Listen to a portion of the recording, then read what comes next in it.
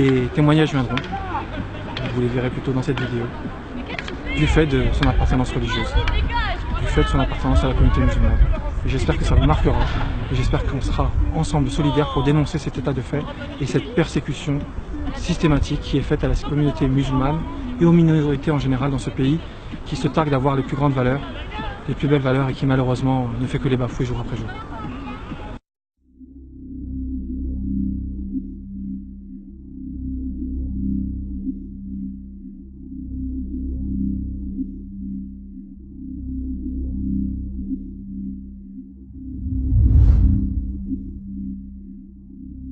Je passe avec mon scooter. Là, j'ai vu une patrouille de police, arrêtez, j'ai pas calculé, moi je m'en fous, je suis en règle, je les calcule pas. Et je vois qu'ils descendent et qu'ils se dirigent vers le jeu. Donc je jette un coup d'œil, par curiosité, et je vois qu'ils se rapprochent de la femme qui faisait son sport. Elle demandait rien à personne, sa fille a joué, elle demandait rien à personne. Puis on a vu la police s'arrêter là, ici.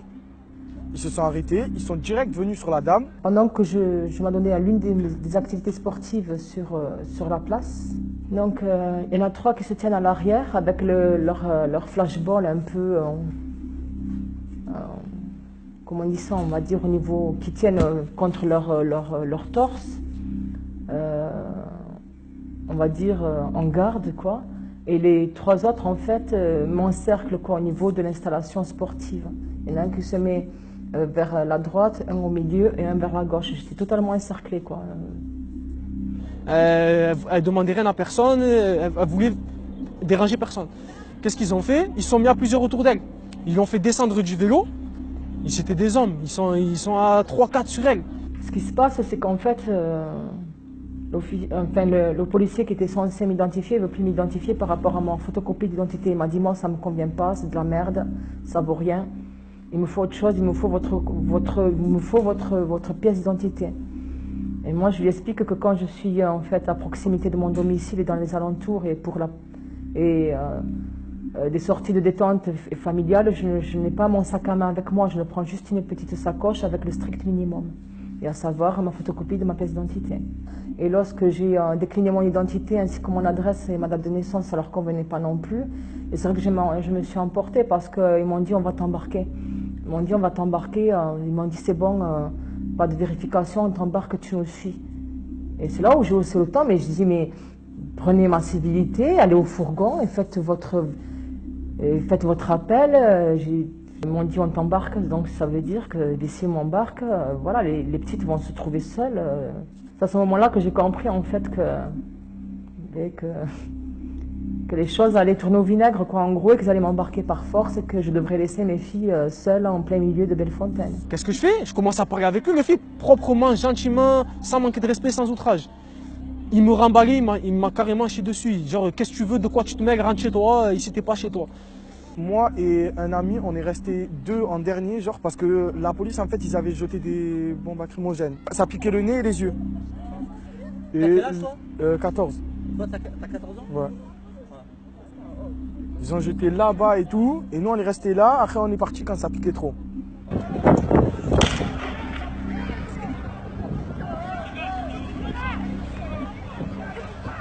Et je vois qu'il la traîne, je dis oh mais je commence à péter un plomb, je dis oh mais qu'est-ce que vous faites, c'est une femme et tout, vous avez pas honte ou quoi?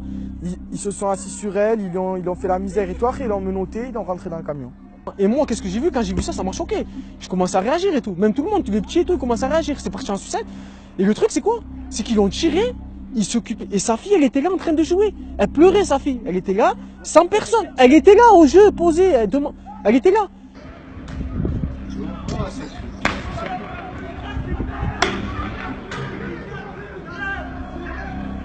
Ils sont venus avec quand même un certain comportement offensif.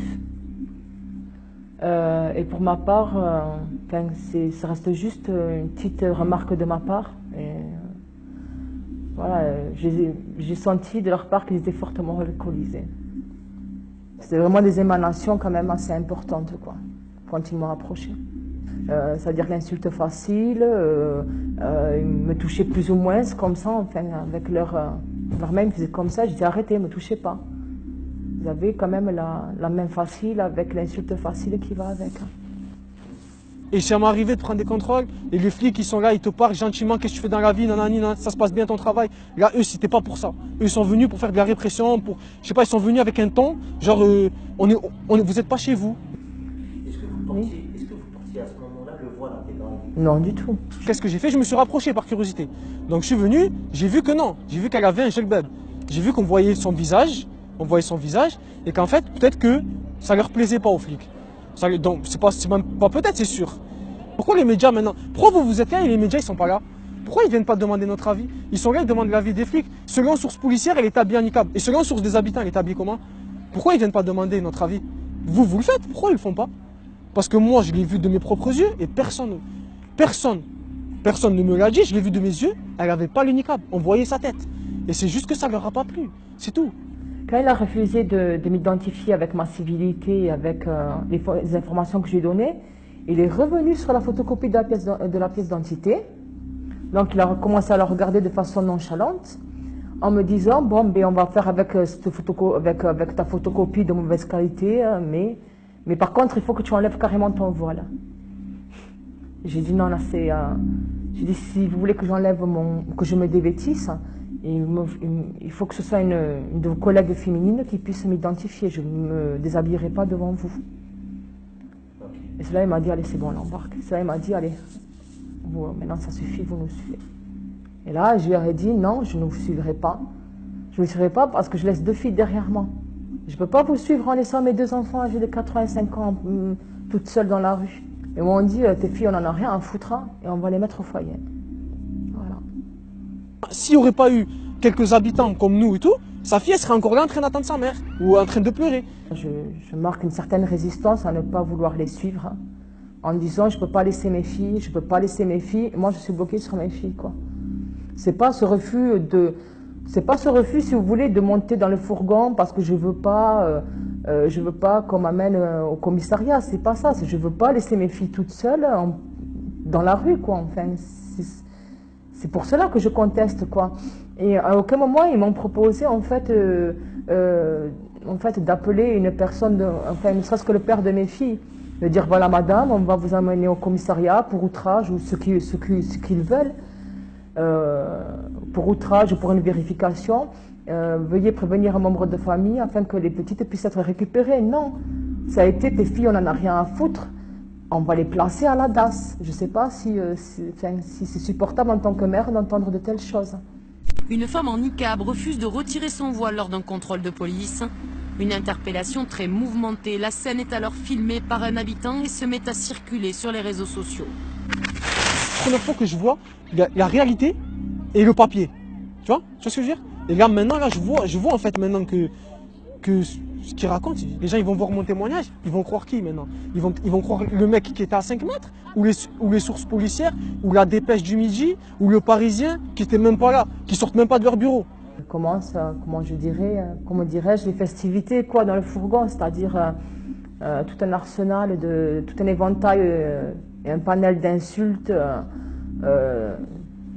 les unes plus crues que les autres. Il y a un policier qui me dit ah ben c'est bon, on t'a eu. Et au passage, je rajoute, on a bien profité. On a bien profité, à savoir de me toucher, de me palper, de me jeter au sol et de me menotter. Un autre me dit que des musulmans comme moi, il en a tué au Moyen-Orient, en Afghanistan, et qu'ils déféquaient ou urinaient sur leurs cadavres. Et que bientôt, il fera pareil avec nous ici. Voilà, quoi. Après, c'est beaucoup d'insultes. Hein, j'ai pris des insultes du style un sale p***, moi la belle maintenant, espèce de sale qui n'est même pas baisé. De toute façon, t'es trop moche et trop grosse pour être mis. Voilà les propos auxquels j'ai droit quoi, durant notre transport. Quoi, voilà. On va dire littéraire, hein, dans leur style qui leur est propre. En fait, ce même policier en fait, m'a dit, moi, de toute façon, je me branle ton voile, je me branle tout le temps quand je pense aux musulmanes, je me branle le soir, je me branle pendant le service. Il me filmait, il a pris son téléphone, il m'a filmé avec, durant mon transport dans le fourgon. Il m'a dit aussi, il m'a menacé en me disant qu'il allait me mettre une balle dans la tête. Donc là, et après, il a renchéri sur encore d'autres provocations en disant, ouais, de toute façon, toi, la France, tu la bien. Voilà, ses propres termes, hein, voilà, pour être au plus près, en fait, de son style grammatical et littéraire. En fait, je pense beaucoup à mes filles. Je dis franchement, même le florilège d'insultes que j'ai pu recevoir à ce moment-là m'importe peu, je vous le dis franchement. Même si c'est quelque chose d'extrêmement dégradant, de quelque chose qui m'atteint aussi dans ma féminité, dans ma sensibilité, et dans mon éducation également. Et, je pense à mes filles, quoi. Je me dis où sont mes filles, où se trouvent-elles, avec qui elles sont, quoi. J'ai laissé quand même, j'ai été contrainte de laisser par force 2 enfants de 4 ans et demi et 5 ans et demi, toutes seules dans la rue, en plein quartier de Bellefontaine. Ça a été difficile, quoi. Elles avaient les larmes au bord des yeux quand elles m'ont vue. La plus petite, celle qui est restée notamment à côté des fumigènes et qui m'attendait bien sagement alors qu'il y avait le chaos autour d'elle, elle me dit « Maman, excuse-moi, j'ai pas pu te sauver de la police ».